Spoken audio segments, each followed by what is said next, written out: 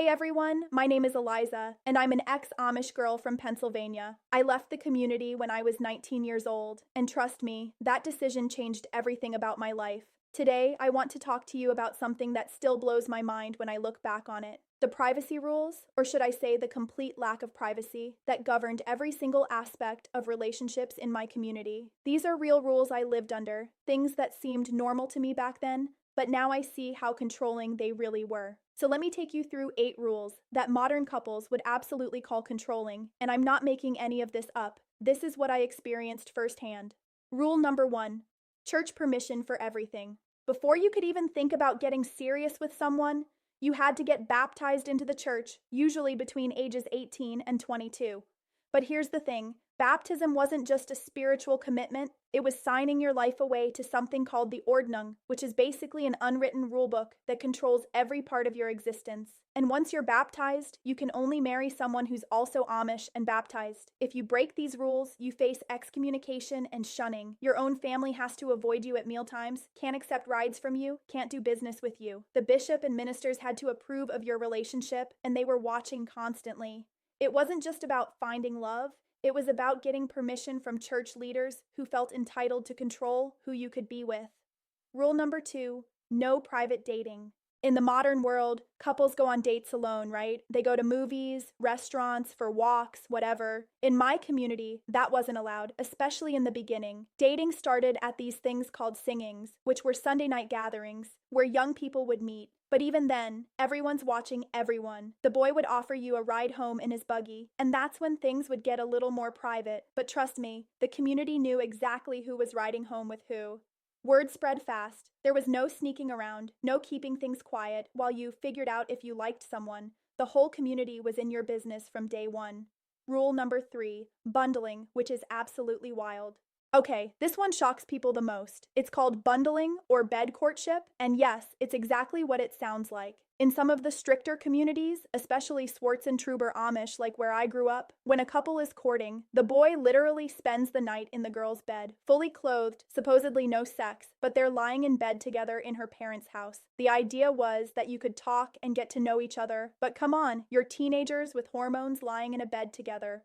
My parents' room was right next door. Do you know how uncomfortable that is? How is that giving anyone privacy? It's not. It's the community's way of controlling even the most intimate moments while pretending they're giving you time together. Some couples were supposed to rock back and forth together in the bed. I'm not kidding. And everyone just acted like this was totally normal. Rule number 4. Every engagement is announced to the entire church. So let's say you make it through courtship and you want to get married. You'd think you could have a private engagement, maybe tell your close family first, enjoy that moment together, right? Wrong. Engagements are kept secret for a little while, but then they have to be published in church, usually in July or August, for a fall or winter wedding. The bishop announces it in front of the entire congregation. Everyone knows your business. Everyone has opinions. And if anyone in the church has an objection, they can bring it up. Your relationship isn't just between you and your partner, it belongs to the community. Rule number 5, submission is not optional. This one really gets me now that I'm out. Amish marriages are built on this idea that wives must submit to their husbands in everything. It comes from Ephesians in the Bible, where it says, "Wives, submit to your husbands as unto the Lord." But in practice, this meant I watched my mom and every other woman I knew have zero say in major decisions. The husband is the head of the household, period. He makes the financial decisions, the family decisions, and you're expected to obey. It's not a partnership, it's a hierarchy. And if you push back, you're going against God's will, or at least that's what they tell you. The pressure to be submissive wasn't just from your husband, it was from the entire church structure. The bishops reinforced it, other women reinforced it, you couldn't escape it. Rule number 6, no personal space, ever. Privacy as a concept just didn't exist. You lived with your family until you got married, and even then, you lived in tight-knit communities where everyone knew everything. Houses were small, families were huge. I'm talking 8, 10, 12 kids sometimes. You shared bedrooms, you shared everything. There was no locking your door and having time to yourself. And even your thoughts weren't really your own, because you were expected to confess everything to the church if you stepped out of line. I remember feeling like I couldn't even think differently without someone knowing. The community had eyes everywhere. Rule number 7, church discipline controls your relationship. If you or your spouse messed up, it wasn't just between you two. The church got involved. Bishops and ministers would come to your house, question you, make you confess in front of the congregation. I saw couples who had arguments have to answer to the church about it. If you broke the Ordnung, even in your marriage, you could be excommunicated. And then shunning starts.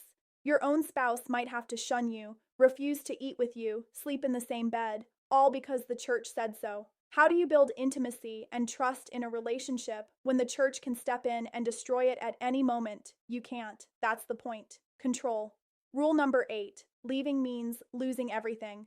Here's the most controlling part of all. If you realize you can't live like this anymore, if you want out, you lose everything. I'm talking about your entire family, every friend you've ever had, your whole community. When I left at 19, my family had to shun me because I'd been baptized. They couldn't sit at a table with me, couldn't accept anything from me. And the message was clear. If you don't submit to these rules, you're dead to us. That's not love. That's control. It's designed to keep you trapped, even if you're miserable. Even if your relationship is unhealthy, even if you're being hurt, you stay because leaving costs you everyone you've ever known. So those are the 8 rules, and honestly, I could list more. The Amish lifestyle isn't just about simplicity and rejecting modern technology, it's about control. Every aspect of relationships, from who you date to how you date to what happens in your marriage, is monitored and dictated by the church and community.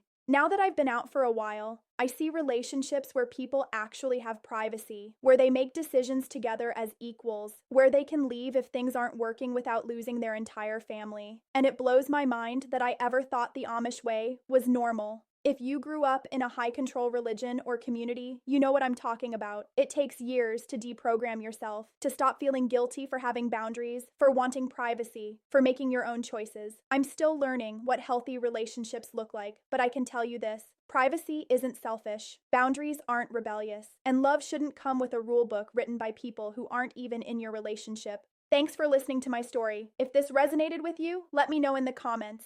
And if you've got questions about what it's really like leaving the Amish, I'm here for it. This isn't some romanticized version you see on TV. This is real life, and I'm still figuring it out one day at a time.